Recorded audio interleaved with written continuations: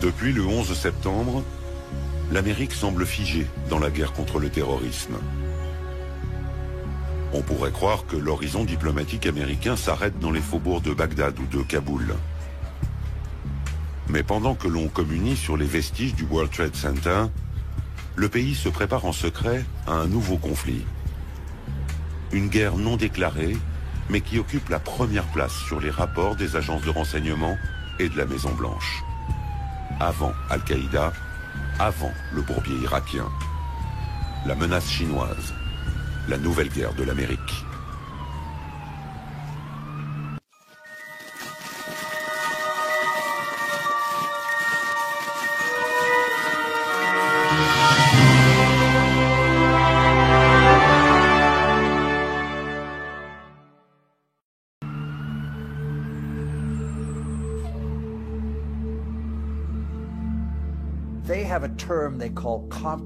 Ils ont une expression, ce qu'ils appellent la puissance nationale globale.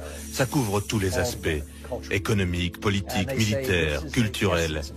Et ils disent, c'est l'essence même de la Chine. C'est le temps pour la Chine de se lever, l'époque de la Chine est arrivée, c'est le retour de la dynastie Tang. Nous sommes une grande puissance, nous sommes une puissance mondiale. Ils jouent l'ancienne stratégie de Sun Tzu, c'est-à-dire gagner le combat sans tirer une balle, ou plutôt gagner le combat sans perdre un seul homme. C'est la meilleure façon de gagner le combat. Et ils sont très imprégnés par ça, mais ils ont envie de se battre.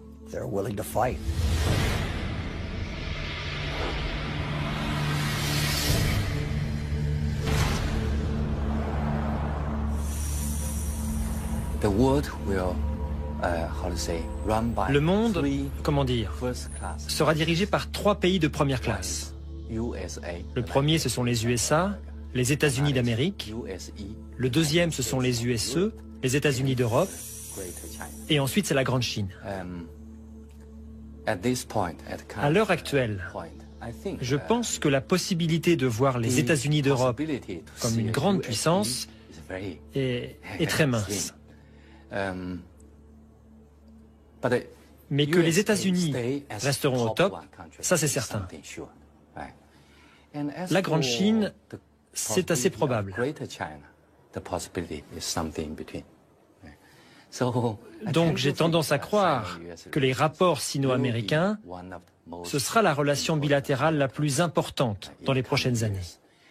Et que c'est cette relation qui décidera des relations internationales au XXIe siècle. Si ces rapports bilatéraux sont orientés à l'affrontement, alors le XXIe siècle entier sera un cycle d'affrontement.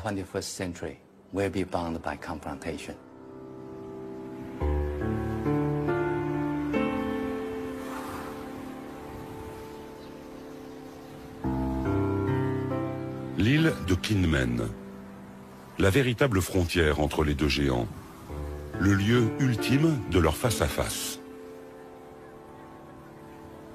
Cette petite île appartient à Taïwan, mais elle n'est qu'à 2 kilomètres des côtes chinoises. La province du Fujian, dont on aperçoit les rives, inaccessibles, et où des centaines de missiles balistiques pointent vers Taipei. 24 heures sur 24, on observe ici depuis 60 ans la Chine communiste. L'île, régulièrement menacée par Pékin, a subi des milliers de bombardements. Elle n'a jamais cédé. L'Amérique a fait passer un message à Pékin. La chute de Kinmen serait le début d'un affrontement direct. Nous sommes dans le détroit de Taïwan.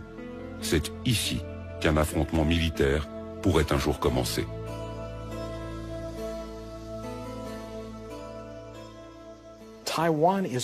Taïwan est un de ces points chauds, tellement sensibles, un peu comme Jérusalem pour les Palestiniens et les Israéliens, ou comme le Kosovo pour les Albanais et les Serbes. Et pour la plupart des Chinois, Taïwan est une province chinoise de plein droit.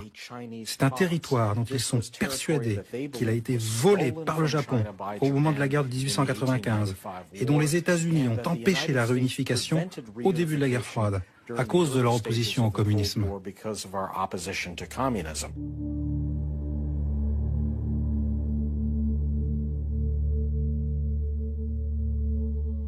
En 1996, c'est dans ce détroit de Taïwan que la Chine et l'Amérique se sont lancés leur plus grand défi militaire. À Taïwan, les élections présidentielles en cours agacent le régime de Pékin. L'armée chinoise décide alors de lancer de grands exercices militaires dans le but de tester la réaction américaine.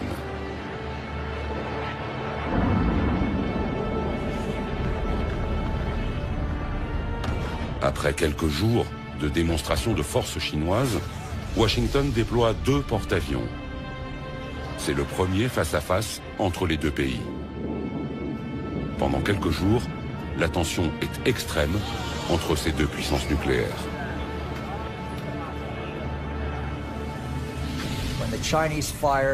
Les Chinois ont tiré des missiles balistiques à courte portée, à capacité nucléaire au nord et au sud des côtes de Taïwan. Ils ont effectué ce qu'on appelle un grand parcours au tir réel. Et le président Jiang Zemin était là. Ils utilisaient un langage très belliqueux. Et c'est là que nous avons envoyé un groupe de combat sur le littoral est. Et cette démonstration de force a réglé la question immédiatement. Les Chinois ont pensé que c'était excessif. Ils ont pensé qu'ils avaient un accord tacite avec les États-Unis et qu'ils pouvaient sans risque déplacer un arsenal limité pour montrer leur sérieux sur la question. Et que les Américains adopteraient une réponse très limitée et qu'après tout le monde reculerait. Alors ils ont vécu le déploiement d'un second porte-avions américain comme excessif et en quelque sorte humiliant parce qu'ils ne pouvaient rien faire pour retarder ou empêcher le déploiement de ces 2 porte-avions.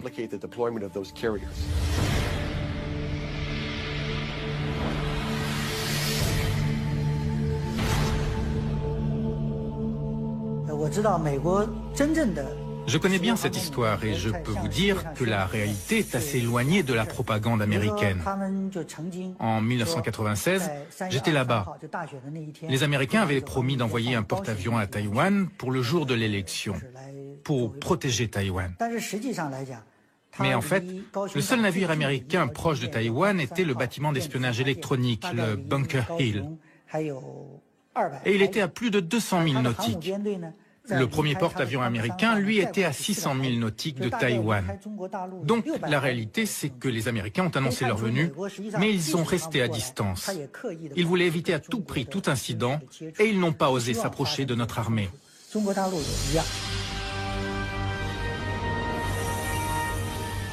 Même si les Américains n'ont pas pris beaucoup de risques, aux yeux du monde, ils ont réaffirmé un principe intangible de leur politique. Ils soutiennent Taïwan. Et ils continueront malgré le développement de la puissance chinoise.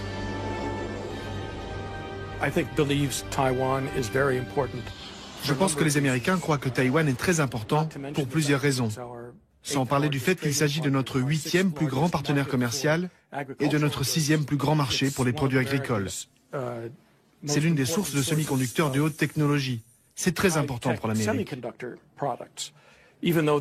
Même s'ils sont importés aux États-Unis via la Chine, ils sont fabriqués à Taïwan.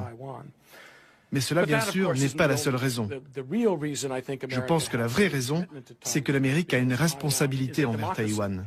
C'est parce que Taïwan est une démocratie. C'est même la démocratie la plus vivante et la plus dynamique dans toute l'Asie de l'Est. Et c'est une démocratie qui est le fruit d'une pression du gouvernement américain. D'abord du Congrès, après 40 ans d'un régime très autoritaire venu du continent chinois.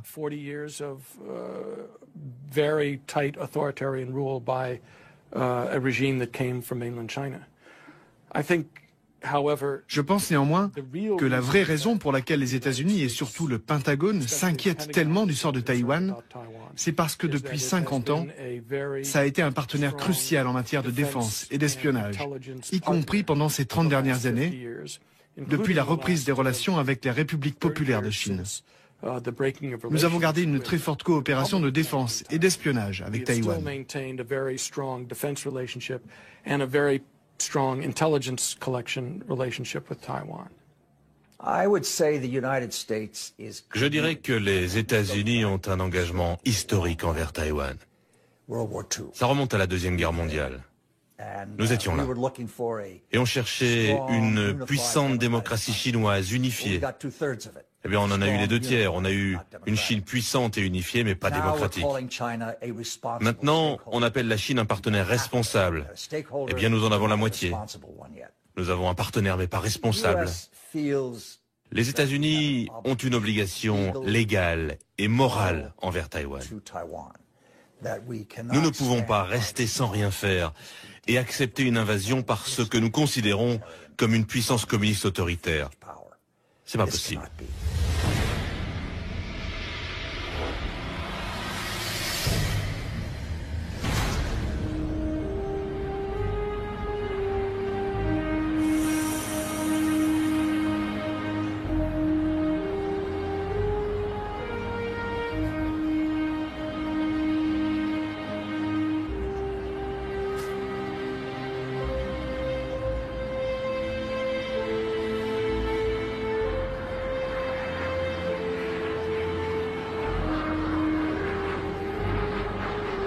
Taïwan, une île de 23 millions d'habitants à 250 km des côtes chinoises, est aujourd'hui l'enjeu stratégique le plus brûlant entre la Chine et les États-Unis. Taipei, la capitale, affiche sa réussite économique. C'est l'un des plus grands centres mondiaux de l'industrie électronique, une ville moderne, libre, jeune et toujours bruyante. En 1895, Taïwan a été envahi par le Japon.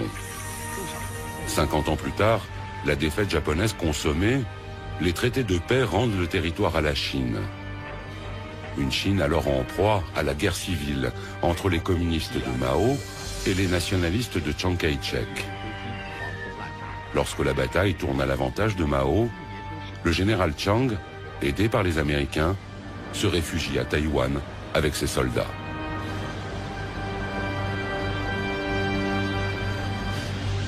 Depuis, deux gouvernements chinois cohabitent. À Pékin, le régime communiste, qui contrôle tout le continent. À Taipei, le régime nationaliste, devenu petit à petit une démocratie, qui s'appelle République de Chine, mais qui ne contrôle que Taïwan. Officiellement, ces deux gouvernements affirment être les représentants légitimes de tous les Chinois. Taïwan n'est pas reconnu comme un État par l'ONU, une vingtaine de petits pays seulement entretiennent des relations diplomatiques avec l'île. Fragile indépendance. D'autant qu'à Pékin, on considère Taïwan toujours comme la 23e province de la République populaire, une province rebelle que le régime entend réunifier à la mère patrie. Je dirais qu'il y a deux motivations principales. Il y en a beaucoup d'autres, mais deux sont majeures. La première, c'est la fierté nationale, l'unification de la Chine. Ils y sont très attachés. Et c'est une force émotionnelle qui imprègne toute la Chine. Et vous ne pouvez pas la négliger, c'est sérieux, c'est puissant. La deuxième motivation est stratégique. Ils savent à travers l'histoire que si Taïwan est entre des mains hostiles, alors la Chine est directement menacée. Si vous tournez le globe terrestre, et si vous êtes le commandant en chef de la marine chinoise, vous verrez que le seul moyen de protéger votre littoral, c'est d'étendre votre force de protection au-delà de votre territoire. Pourquoi ai-je besoin de faire cela? Parce que les centres économiques, financiers, intellectuels, industriels de la Chine sont tous aujourd'hui sur la bande côtière. Donc la mission de la marine est d'assurer que personne ne menace cette zone pour que l'on puisse continuer à prospérer. Pour sortir de là, vous avez une grosse pierre, juste là. Vous pouvez aller ailleurs, mais il y a un obstacle. Une pierre qui bloque votre chemin, c'est Taïwan. Taïwan vit désormais au rythme des échéances électorales qui pourraient transformer son exécutif et des crises boursières qui mettent en danger son économie.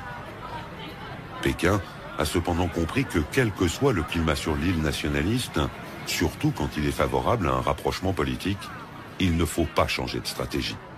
Imperturbable, Le régime communiste continue donc d'un côté à offrir aux Taïwanais des conditions très privilégiées pour mener à bien leurs affaires sur le continent. De l'autre, il réitère régulièrement ses menaces militaires. Si les Taïwanais expriment trop librement un besoin d'indépendance, ils vont devoir se battre. Quels que soient les aléas, la position de Pékin ne varie donc pas d'un iota.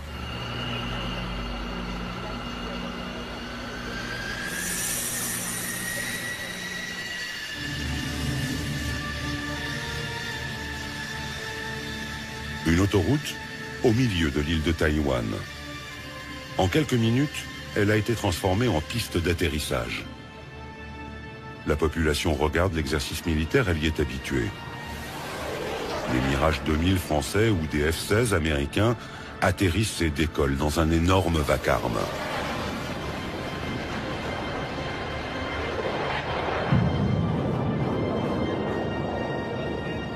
Face à l'incertitude du soutien américain, Taïwan organise sa propre défense. On sait ici que les aéroports seront les premiers visés. Les stratèges des deux côtés du détroit affirment que la guerre sera d'abord une bataille aérienne.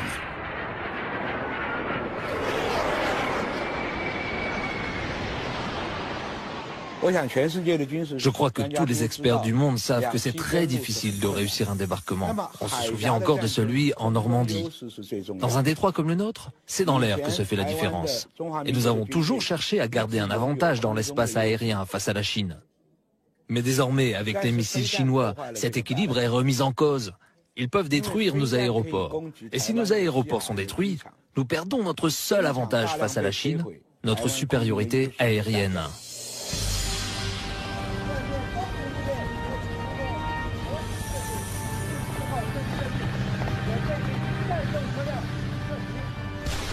Les forces taïwanaises se concentrent donc dans l'armée de l'air, mais aussi dans les forces spéciales terrestres. Elles s'entraînent pour faire face à l'armée populaire de libération chinoise. En cas de conflit, on s'attend sur l'île au parachutage de troupes d'élite venues du continent pour attaquer les cibles stratégiques taïwanaises. Chaque Taïwanais est conscient que si la guerre éclate, c'est Taïwan qui va prendre les premières balles. Non seulement nous allons prendre les premières balles, mais ça continuera pendant 2 semaines, voire 1 mois avant que les renforts américains arrivent. Et il n'y a aucune chance que les États-Unis viennent s'engager dans un combat difficile. S'ils veulent vraiment s'engager, il est préférable pour eux d'attendre que les Taïwanais aient d'abord décimé les troupes d'élite chinoises. Alors, les États-Unis pourront arriver, nettoyer le champ de bataille et remporter une victoire facile. Tout le monde connaît cette réalité à Taïwan.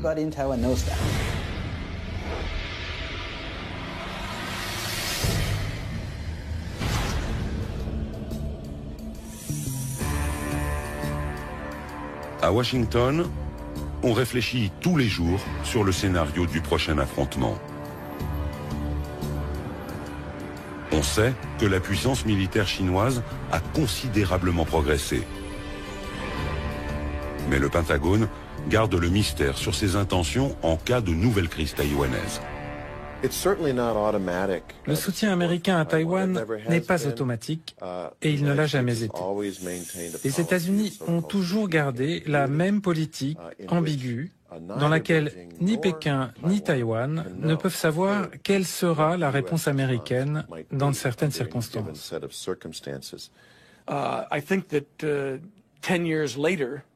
Je pense que 10 ans après la crise des missiles du détroit de Taïwan en 1996, nous appréhenderions la question taïwanaise avec un petit peu plus de précaution.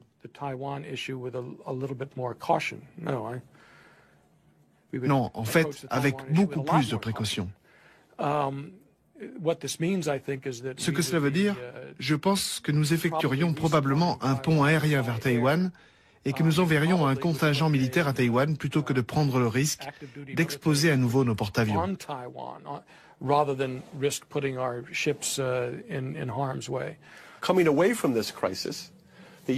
Je pense que les États-Unis n'ont pas tiré les bonnes conclusions de cette crise de 1996. Les États-Unis ont pensé que les Chinois étaient en quelque sorte intimidés par le déploiement de forces américains et qu'ils en avaient conclu que les États-Unis étaient très déterminés à utiliser la force si nécessaire pour assurer la paix et la stabilité du détroit de Taïwan. En fait, je pense que les Chinois n'ont pas été intimidés du tout par nos porte-avions. Au contraire, ça les a renforcés dans leur volonté d'acquérir les moyens de ne plus être impressionnables à l'avenir.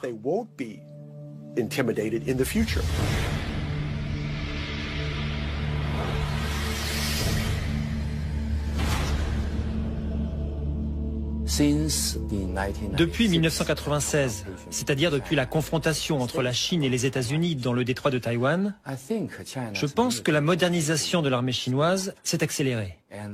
Et nous voyons, comme le monde entier, les progrès réalisés. Maintenant, la Chine possède le J-10. C'est un avion de combat de la 3e génération. Ce qui fait de la Chine le 3e pays indépendant à produire des chasseurs de 3e génération. Je pense que c'est un signal fort en direction des États-Unis pour montrer l'avancée de la modernisation militaire chinoise. If China's terminal objective is trying to si leur but final est de prendre Taïwan par la force, je pense que la capacité militaire est suffisante. Mais selon moi, ce n'est pas leur but. Car ils augmentent leur budget militaire depuis des décennies, presque chaque année avec un pourcentage à 2 chiffres. Et leur budget n'est pas transparent. On peut estimer qu'en réalité les chiffres sont 2 voire 3 fois plus élevés que les budgets qu'ils publient.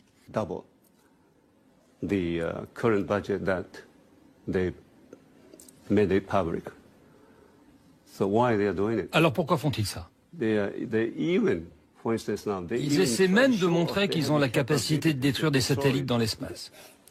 Et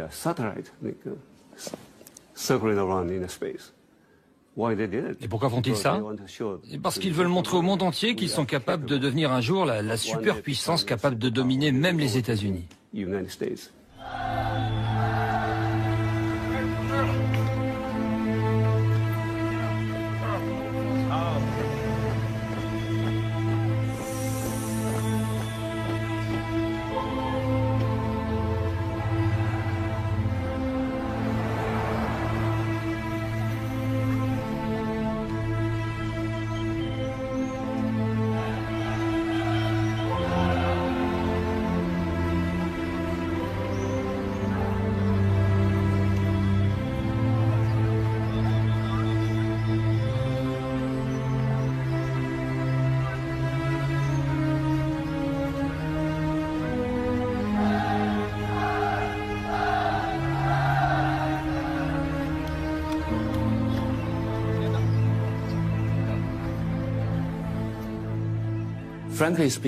Franchement, le statu quo, l'équilibre des puissances, est toujours aujourd'hui à l'avantage des États-Unis. Mais je pense que les rapports de force sont en train de changer. Et le temps joue en faveur de la Chine.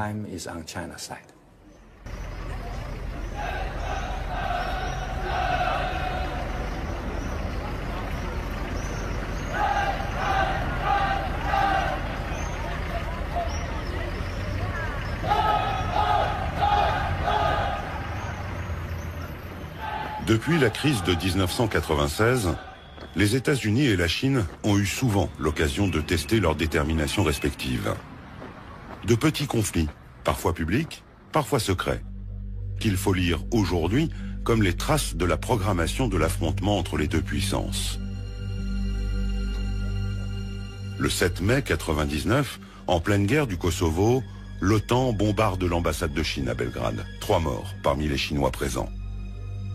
Erreur militaire, affirme l'organisation, la CIA aurait fourni de mauvaises cartes. Provocation, ripostent les Chinois, qui organisent des manifestations de masse devant les missions diplomatiques américaines.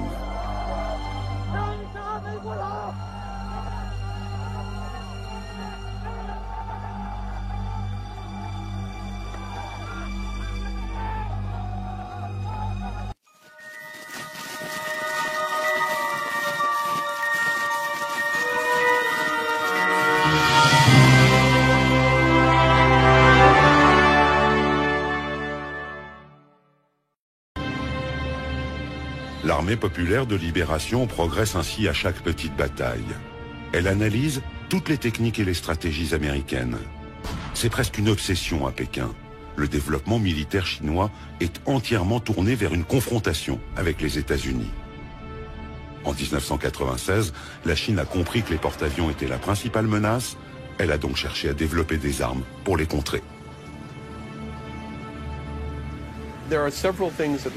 Il y a plusieurs choses que les Chinois ont fait au cours des dernières années pour améliorer leur potentiel. Par exemple, ils ont construit un grand nombre de sous-marins, des sous-marins diesel, plus sophistiqués. Et contrairement à ce que beaucoup de gens pensent, beaucoup de sous-marins diesel sont plus silencieux que certains sous-marins nucléaires. Ils sont très difficiles à repérer. Les Chinois ont développé un grand nombre de ces nouveaux types de sous-marins diesel. Ils ont aussi mis au point de nouveaux navires de guerre de surface. Ces deux compétences peuvent avoir des conséquences concrètes sur la situation taïwanaise. Et les Chinois ont aussi fait patrouiller des sous-marins dans certaines circonstances, bien au-delà de Taïwan. Ils les ont déployés autour de Guam, qui est maintenant en train de devenir une zone de présence militaire américaine accrue dans le Pacifique. Ils ont montré en faisant ça qu'ils ont la capacité de déployer des sous-marins en eau très profonde, très loin de leur base. Et c'est devenu une préoccupation pour n'importe quel commandant américain qui souhaite envoyer un groupe aéronaval près de Taïwan. Le 26 octobre dernier, notre porte-avions, le Kitty Hawk, était dans les environs d'Okinawa. Et tout d'un coup, on a vu émerger au milieu du groupe aéronaval un sous-marin chinois très moderne que personne n'avait vu ni détecté. Il a fait surface à quelques milles nautiques à peine du Kitty Hawk. Et on sait que ce sous-marin était équipé de torpilles très perfectionnées et que s'il l'avait voulu, il aurait pu nous couler notre porte-avions. Les Chinois savent que nous sommes militairement dépendants de deux choses en Asie. Numéro 1, les satellites. Numéro 2, les porte-avions. Eh bien, ils nous ont montré qu'ils peuvent neutraliser ces deux forces. Est-ce qu'ils vont le faire? Je n'y crois pas. C'est ce qu'on peut appeler une guerre psychologique.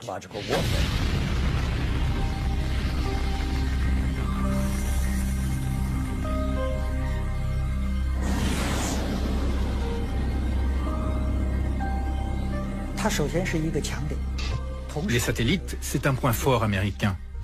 Mais si on regarde bien, ça peut être aussi un point faible. Avec ces satellites, les États-Unis peuvent déployer tout leur réseau de communication. Et c'est une faiblesse. Aujourd'hui, on a pu le vérifier lors des derniers conflits. L'armée américaine dépend trop de son électronique et des satellites. Cette dépendance aux satellites me fait penser à la légende grecque. Vous savez, le géant Achille qui était invincible, sauf si on atteignait son talon. Eh bien, les satellites, c'est un peu le talon d'Achille américain. Le 11 septembre 2006, l'armée populaire de libération envoie un missile détruire un de ses propres satellites. L'explosion spatiale est évidemment immédiatement détectée au Pentagone.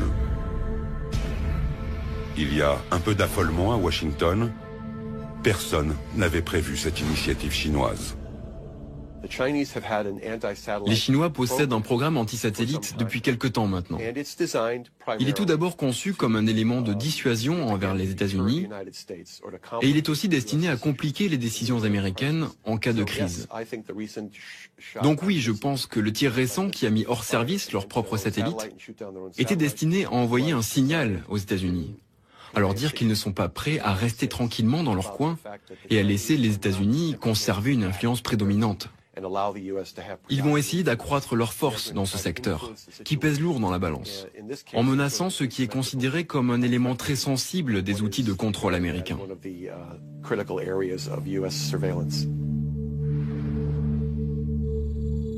L'armée chinoise a aussi développé un autre système pour aveugler les satellites américains. Des lasers géants qui ne les détruisent pas, mais qui les aveuglent suffisamment pour les rendre inutiles. Ça n'est pas de la science-fiction, mais une technologie déjà en service. Et puis, il existe une arme plus terrible encore. Une arme que les Américains ou les Français maîtrisent déjà et que l'armée chinoise a développée en priorité. Les Chinois ont étudié très attentivement la dépendance américaine vis-à-vis du spectre électromagnétique. L'utilisation des communications et d'un réseau entre les satellites, les navires et le système de commandement sur le champ de bataille. Ils ont vu ce qui s'était passé pendant la première guerre du Golfe, ce qui s'était passé au Kosovo. Ils ont observé en Afghanistan et la deuxième guerre du Golfe. Et ils se sont rendus compte que nous sommes de plus en plus dépendants du spectre électromagnétique et de la qualité des communications. L'arme à impulsion électromagnétique, qui est créée en faisant exploser une arme nucléaire, grille généralement les transistors et empêche ce genre de communication. L'arme à impulsion électromagnétique déclenche à partir d'une explosion nucléaire une onde électromagnétique. Lorsque cette onde atteint des bateaux ou des avions, elle détruit instantanément tous les équipements électroniques embarqués. Personne ne meurt si on est suffisamment loin de l'explosion nucléaire. Mais les bâtiments de guerre américains, totalement dépendants de l'électronique, seraient immédiatement hors service. Le rapport du Pentagone décrit une arme qui utilise une explosion nucléaire pour générer une arme à impulsion électromagnétique, autrement dit EMP. J'ai demandé à des responsables du Pentagone pourquoi vous ne dites pas qu'ils ont généré leur EMP de façon conventionnelle. Et ils ont répondu, nous ne voulons pas qu'ils sachent que nous le savons. L'EMP généré de façon conventionnelle pose moins de problèmes et est plus utilisable ou plus pratique, car lorsque vous l'employez, il n'y a pas de retombée nucléaire. Il y aura moins de protestations internationales. Ils possèdent déjà cette arme.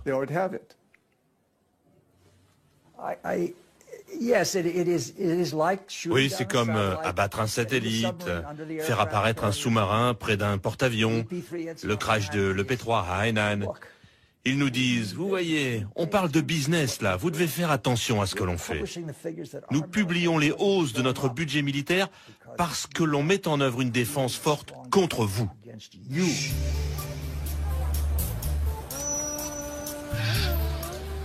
Cette puissance que la Chine développe n'est pas seulement militaire.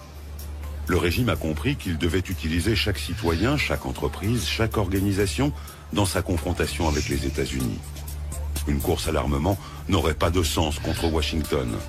C'est une guerre pour l'énergie, les médias, la culture, les matières premières. Et face à une Amérique qui surconsomme, qui se surendette, une Amérique obèse de ses propres excès, la Chine oppose sa meilleure arme, sa vertigineuse croissance économique. La nouvelle menace, ce n'est pas la menace militaire classique, l'affrontement direct d'un pays contre un autre. Aujourd'hui, ce n'est plus canon contre canon, avion contre avion ou tank contre tank. L'affrontement prend beaucoup de formes, sur beaucoup de terrains. Par exemple, la finance ou les médias. Il peut y avoir des attaques dans tous ces domaines. Le but, le résultat de ces conflits d'un nouveau genre sont le même que dans toutes les guerres. On veut forcer l'adversaire à accepter sa volonté. C'est toujours une guerre, mais ce n'est plus la guerre militaire conventionnelle. La guerre aujourd'hui dépasse ce domaine militaire. C'est ce que nous appelons la guerre sans limite. Il faut apprendre à décrypter les batailles de cette nouvelle guerre. Parfois, ce sont de tout petits événements qui semblent anodins à première vue. Ainsi, le 27 février 2007, les principaux indices boursiers américains plongent. Paris vient de perdre 3%, New York dévisse. À l'origine de ce mini-crack, une tornade qui est née à l'autre bout du monde, à Shanghai. La bourse de la ville vient subitement, sans raison, de perdre 9%. Et elle entraîne toute la planète dans sa chute. Personne ne comprend vraiment ce qui s'est passé. Mais à New York, on médite la leçon. La Chine vient de démontrer qu'elle peut utiliser sa nouvelle puissance économique pour déstabiliser ses adversaires. Surtout quand ils sont affaiblis, comme les États-Unis, par la crise des subprimes. La Chine utilise son économie de plusieurs manières. D'abord parce que ça lui donne de l'influence. En Asie du Sud-Est, partout dans le monde, ils investissent de l'argent lorsque leurs dirigeants visitent les capitales, ce qui leur permet de signer des accords. La deuxième manière, c'est qu'ils font juste savoir ce qu'ils pourraient être capables de faire. Par exemple, les 1,2 milliard de dollars de réserves de change chinoises en 2007. 40% de cette somme sont investis dans des bons du Trésor américain. Si Pékin décidait de transférer ces investissements en euros, ça serait très douloureux pour les États-Unis. Mais Pékin n'a pas besoin de le dire. Il a juste besoin que ça se sache. Et à Washington, on ressent une grosse migraine.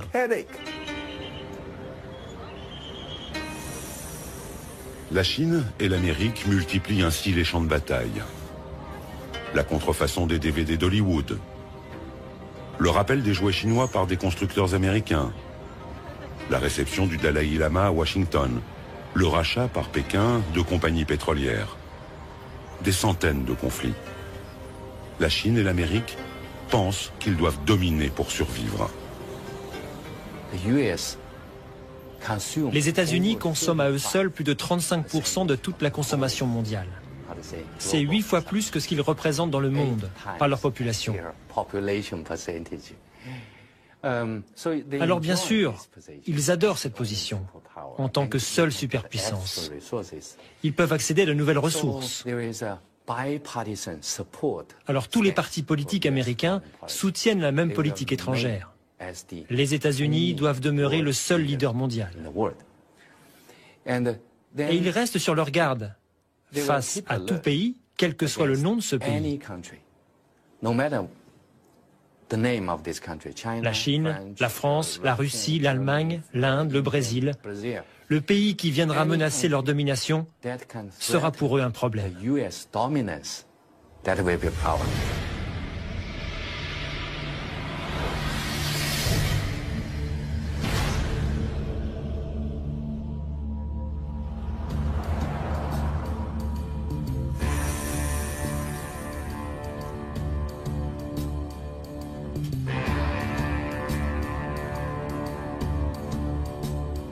À Washington, la Chine est devenue la première préoccupation de toutes les administrations. La Chine est un concurrent économique, médiatique, technologique. L'hégémonie mondiale ne se mesure plus au nombre de têtes nucléaires.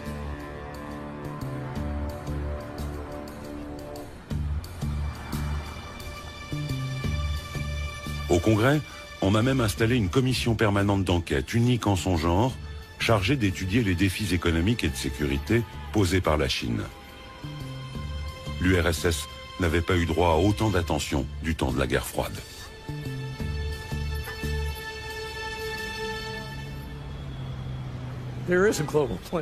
Il y a un projet global de la part de la Chine. Ils en ont même deux. L'un a démarré en 1986, appelé le programme 863, et l'autre en mars 1997, appelé le programme 973. Le premier, le programme 863, appelé aussi Opération Torche, était conçu pour repérer et rapporter à la Chine des technologies à double usage. À la fois pour améliorer la technologie de base chinoise dans l'économie et l'industrie, et en même temps pour améliorer ses capacités militaires. C'est quelque chose de bien organisé, vous savez. Chaque industrie reçoit chaque année du gouvernement central une liste d'objectifs à atteindre et la main-d'œuvre pour y arriver. Donc oui, c'est organisé. Ce n'est pas parfait, mais c'est organisé. L'autre, le programme 973, est conçu, lui, pour améliorer leurs capacités de recherche fondamentale et d'innovation. Les gens aux États-Unis accordent trop d'attention à la Chine. Donc ils sont trop émotifs pour tout ce qui concerne la Chine. Alors cette émotivité entraîne de mauvaises interprétations. Ça n'aide pas à y voir clair. Je pense que la réalité, c'est que la puissance économique chinoise est encore loin devant, non, loin derrière celle des États-Unis, sans parler de sa puissance militaire.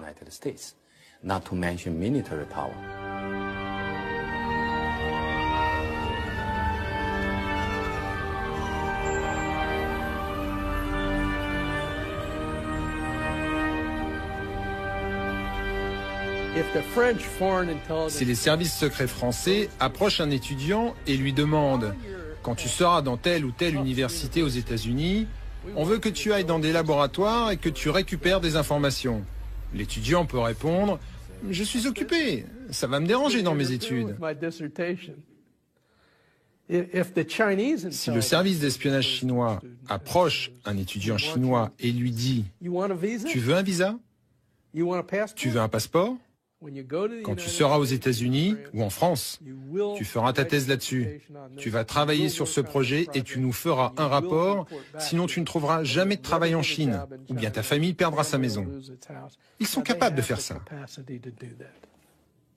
The United States cannot maintain itself as a superpower if we allow our industrial. Les États-Unis ne peuvent pas se maintenir en tant que superpuissance si nous autorisons la délocalisation de notre production industrielle. Et c'est ce qui se passe aujourd'hui. C'est ce qui se passe dans beaucoup de nos industries essentielles. Et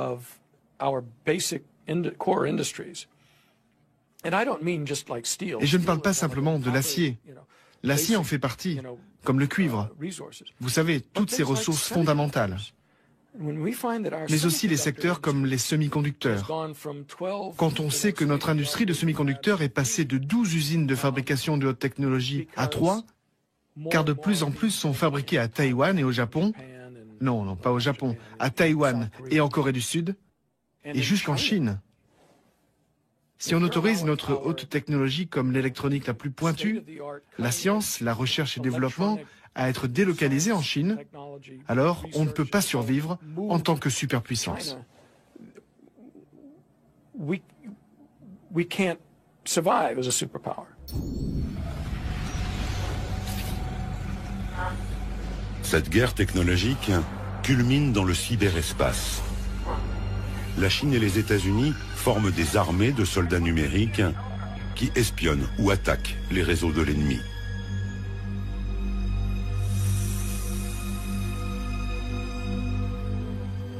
En mars 2006, le département d'État, le ministère des Affaires étrangères à Washington, décide d'acheter 16 000 ordinateurs de la marque chinoise Lenovo, qui vient juste de racheter IBM. Une partie de ces ordinateurs sont destinés à des réseaux où circulent des informations secret défense. Larry Wurtzel et sa commission interviennent pour empêcher la livraison.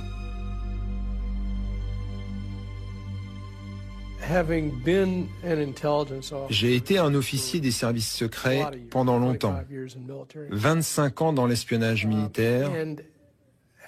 J'ai travaillé une bonne partie de ce temps dans le contre-espionnage, dans l'espionnage des transmissions et des communications. Donc je sais, je peux dire que c'est techniquement possible d'implanter des logiciels ou même des éléments matériels dans un ordinateur pour permettre à quelqu'un l'accès à un réseau entier.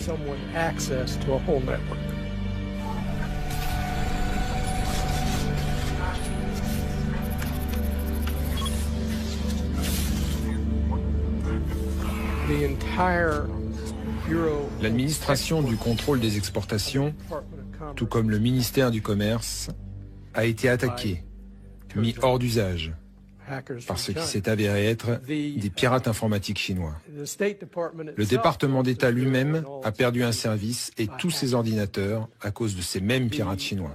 Le système informatique de l'Université de la Défense nationale a été éteint. Et l'Université de la Marine a dû elle aussi arrêter son système informatique. D'autres réseaux informatiques du gouvernement ont été attaqués. Le général Cartwright, le commandant du centre de stratégie, a récemment témoigné devant le Congrès à ce propos. Donc je savais tout ce qui se passait et je sais encore ce qui se passe. On l'a appris grâce à cette commission parce que nous avons accès aux informations confidentielles. Je peux juste dire que dans beaucoup de cas, les États-Unis savent que ces attaques viennent de la Chine et savent qu'elles viennent même d'organisations spécifiques en Chine. Mais je ne peux pas divulguer d'autres détails.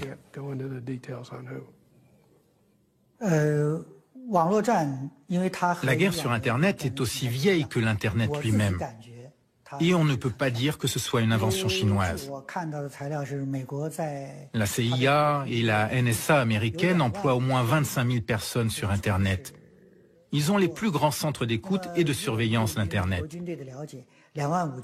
Donc c'est vrai, la guerre existe sur Internet, la guerre a commencé sans qu'un missile ne soit lancé, sans que le monde ne s'en aperçoive. La guerre a commencé par tous ces moyens nouveaux. Beaucoup de technologies civiles ont aussi des applications militaires. C'est notamment le cas de toute l'industrie électronique ou de l'Internet. Ce sont de nouveaux champs de bataille de la guerre sans limite. Avec les médias, la finance, le commerce, tout cela est dans le champ de la guerre. C'est une guerre, car il y a un réel antagonisme et que les participants tentent de prendre l'avantage sur leur adversaire. C'est la nouvelle forme de la guerre sans limite.